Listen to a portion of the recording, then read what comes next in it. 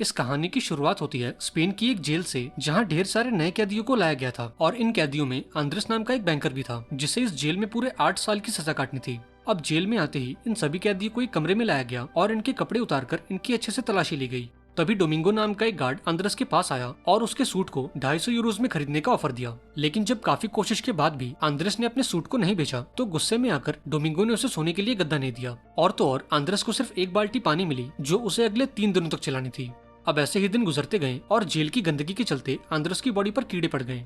अब ये सब देखकर आंद्रेस ने नहाने का फैसला किया, पर इतने कम पानी में ऐसा कर पाना इम्पॉसिबल था। अब एक दिन ब्लैकी नाम का एक कैदी आंद्रेस को खाना देने उसके सेल में पहुंचा और यहाँ आंद्रेस की हालत देखकर उसे उस पर दया आ गई।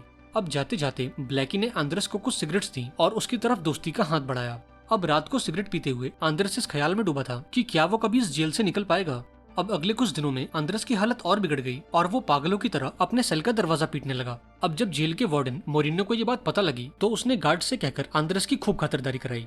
अब पूरे 3 हफ्तों बाद आंद्रेस को मेन प्रिजन में भेजा गया, जहाँ बाकी सभी कैदियों को रखा गया था। अब जेल में आने के बाद केवल ब्लैकी ने आंद्रेस का स्वागत किया और यहाँ आंद्रेस को पता लगा कि उसे ब्लैकी और पीनो नाम के एक कैदी के साथ अपना कमरा शेयर करना है। अब पीनो इस जेल में काफी मशहूर था, क्योंकि उसके पास ढेर सारी किताबें और कुछ फैंसी कपड़े भी थे, जिन्हें वो बाकी कैदियों को भाड़े पर देता है। अब अगले दिन इन कैदियों के परिवार वाले इनसे मिलने पहुंचे और यहाँ आंद्रेस को पूरा यकीन था कि उसकी गर्लफ्रेंड उससे मिलने जरूर आएगी।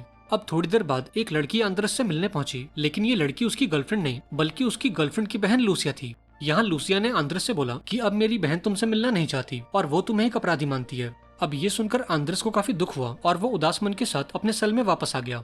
अब अगली सुबह जब आंद्रेस जेल के कंपाउंड में था, तब कुछ कैदियों ने उस पर हमला कर दिया और उसके सारे कपड़े भी छीन लिए। इसके बाद आंद्रेस डोमिंगो नाम के उस गार्ड के पास गया और उससे इस बारे में शिकायत की, लेकिन डोमिंगो ने उसकी कंप्लेन लिखने से इनकार कर दिया और उसे बताया कि इस जेल में कंप्लेन लिखवाने के भी 300 यूरोज लगते हैं। अब ये सुनकर आंद्रेस को काफी गुस्सा आया, पर चूंकि वो डोमिंगो का कुछ बिगाड़ नहीं सकता, इसलिए वो चुपचाप वहाँ से चला गया। इसके बाद उसकी मुलाकात मानुएल नाम के एक दूसरे कैदी से हुई, जिसने उसे कुछ कपड़े दिए और उसे बोनी नाम के एक कैदी के पास ले गया, जो कि पेशे से एक डॉक्टर था। यहाँ बोनी ने आंद्रेस की जांच की और उसे अपनी पार्टी में जुड़ने का ऑफर दिया।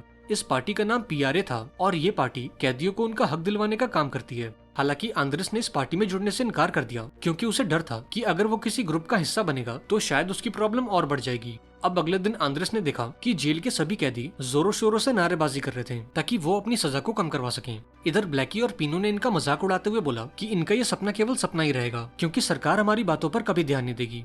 अब उस शाम जब आंद्रेस जेल के कंपाउंड में था, तब बॉनी उसके पास आया और उसके दांतों को चेक करने के बहाने उसे कुछ कागज के पर्चे पकड़ा दिए। यहाँ बॉनी ने आंद्रेस से बोला कि तुम इन कागजों पर क्रांति के कुछ नारे लिखो और ये काम तुम अपने लेफ्ट हैंड से करना, ताकि कोई तुम्हारी हैंडराइटिंग पहचान न सके।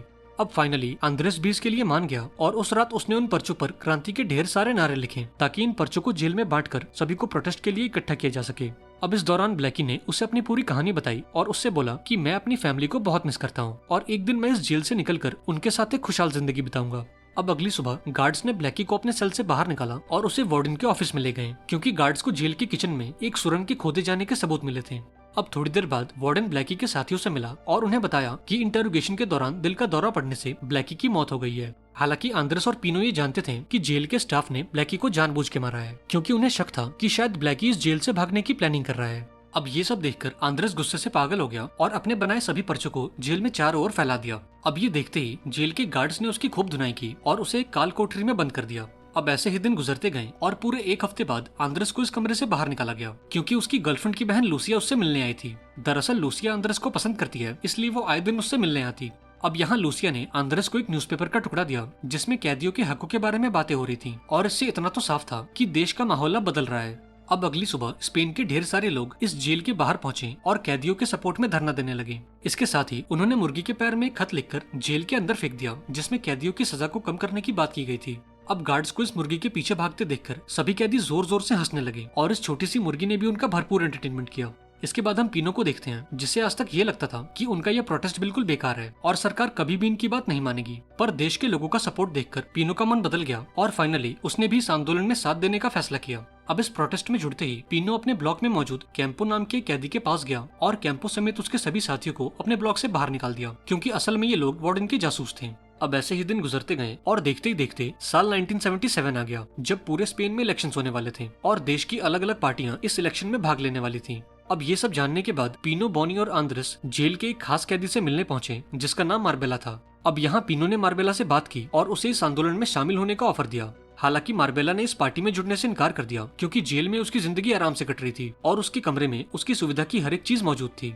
अब मार्बेला से ना सुनकर पीनो ने उसे एक अंगूठी दिखाई और उसे याद दिलाया कि कैसे इस जेल के गार्ड्स ने उसके बेटे को बड़ी ही बेरहमी से मार डाला था। अब इस अंगूठी को देखकर मार्बेला को काफी दुख हुआ और उसने फैसला किया कि वो इन गार्ड से अपने बेटे की मौत का बदला जरूर लेगा।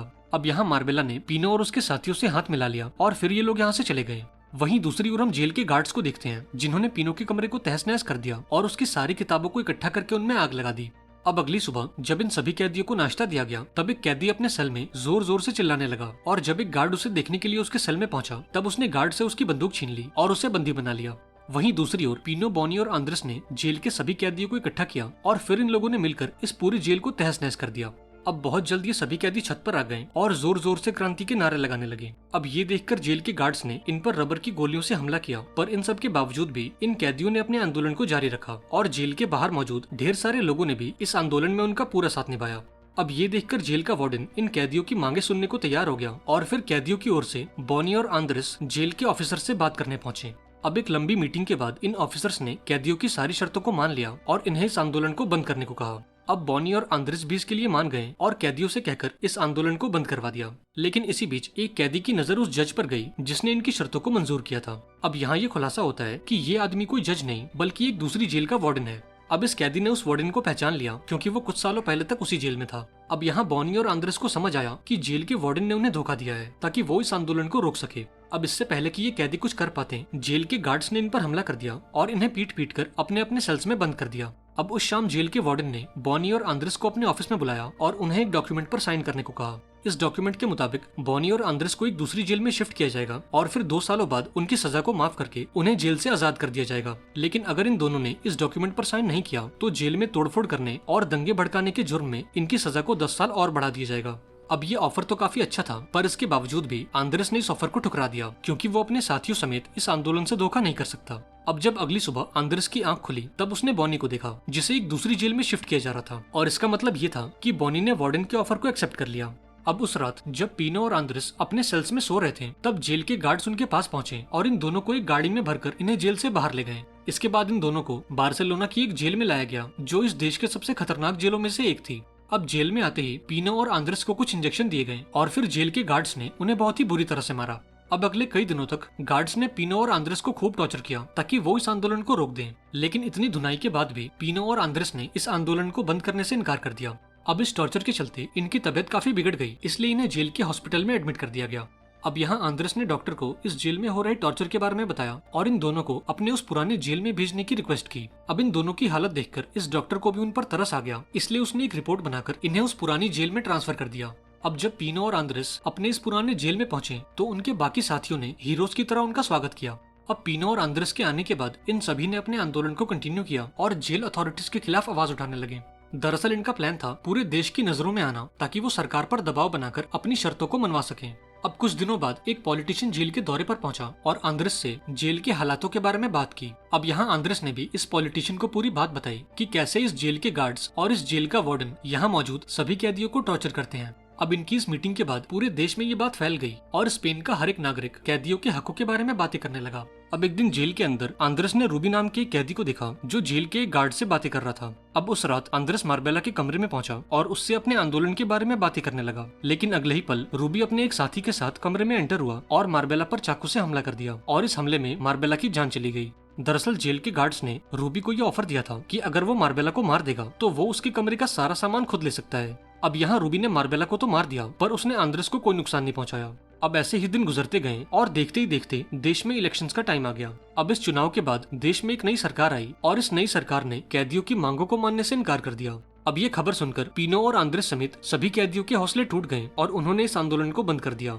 अब यहाँ आंद्रेस को तो यही लग रहा था कि उसकी पूरी जिंदगी इसी जेल में कटेगी और वो इस जेल से कभी आजाद नहीं होगा। अब आंद्रेस को उदास देखकर पीनो ने उसे एक दूसरे प्लान के बारे में बताया और उसे जेल की एक पुरानी लिफ्ट तक ले गए। अब इस लिफ्ट से होते हुए ये दोनों एक बेसमेंट तक पहुंचे और यहाँ पीनो ने आंद्रेस से कहा कि अगर वो इस बेसमेंट में एक सुरंग खोदें तो वो नाले के रास्ते से होते हुए इस जेल से भाग सकते हैं। लेकिन इस काम को करने के लिए इनके पास केवल 3 हफ्तों का समय था क्योंकि 3 हफ्ते बाद इस जेल में रेनोवेशन का काम शुरू हो जाएगा और फिर ये हमेशा हमेशा के लिए इस जेल में कैद हो जाएंगे। अब यहाँ आंद्रेस को ये डर था कि खुदाई की आवाजों को सुनकर गार्ड्स इन्हें पकड़ न ले। इस पर पीनो ने उसे बताया कि वो जेल के बाकी कैदियों को इस जगह के बाहर फुटबॉल खेलने को कहेगा ताकि गार्ड्स को खुदाई का शोर सुनाई न दे। अब बहुत जल्द पीनो और आंद्रेस ने अपना काम शुरू कर दिया और जेल के बेसमेंट में एक सुरंग खोदने लगे। लेकिन फिर एक दिन रूबी और उसका एक साथी न जाने कहां से इस बेसमेंट में आ गए और पीनो और आंद्रेस को सुरंग खोदते हुए देख लिया। अब यहाँ इनके पास कोई और चारा नहीं था, इसलिए इन लोगों ने रूबी और उसके साथी को भी अपने प्लान में शामिल कर लिया। अब अगले दिन आंद्रेस का वकील उससे मिलने पहुंचा और उसके केस को दोबारा से रीओपन करने की बात कही, लेकिन आंद्रेस ने इसके लिए साफ इनकार कर दिया क्योंकि अब सरकार और कानून से उसका भरोसा उठ चुका था। अब कई दिनों की खुदाई के बाद इन्होंने जेल के बेसमेंट में एक सुरंग बना ली जो इन्हें जेल से बाहर पहुंचाने का काम करेगी। अब फाइनली वो दिन भी आ गया जब ये लोग इस जेल से भागने वाले थे। अब यहाँ पीनो ने आंद्रेस को नए कपड़े दिए ताकि जेल के बाहर किसी को भी उन पर शक न हो और ये आम लोगों में घुल मिल सके। इसके बाद ये सभी लोग उस सुरंग में घुसे और धीरे धीरे रेंगते हुए जेल से बाहर आ गए। अब यहाँ पीनो और आंद्रेस पास के एक बस स्टॉप तक पहुंचे और फटाफट से एक बस में बैठ गए, लेकिन बदकिस्मती से रूबी और उसके साथी को पुलिस ने पकड़ लिया और उन्हें दोबारा से जेल में डाल दिया। अब कई घंटों के सफर के बाद पीनो और आंद्रेस एक दूसरे शहर में पहुंचे और एक दूसरे को अलविदा कहकर अपने अपने रास्तों पर निकल गए। अब यहाँ आंद्रेस का हाथ उसकी जेब में गया जहाँ पीनो ने उसके लिए ढेर सारे पैसे और एक नई आईडी छोड़ी थी। दरअसल पीनो ने ऐसा इसलिए किया ताकि आंद्रेस किसी सेफ जगह पर पहुंचकर एक नई जिंदगी शुरू कर सके। अब इन चीजों को देखकर आंद्रेस काफी खुश हुआ और मन ही मन पीनो का शुक्रिया अदा किया। इसके बाद वो अपनी गर्लफ्रेंड की बहन लूसिया के पास पहुंचा और उसके साथ मिलकर एक नई जिंदगी शुरू की। आई होप आपको आज की कहानी पसंद आई होगी। अगर आपको ये वीडियो अच्छी लगी हो तो इसे लाइक कर देना और चैनल को भी सब्सक्राइब कर देना और मुझे कमेंट्स में बताना कि आपको इस वीडियो का बेस्ट पार्ट कौन सा लगा। मिलते हैं अगली वीडियो में, पर तब तक के लिए be safe and keep chilling.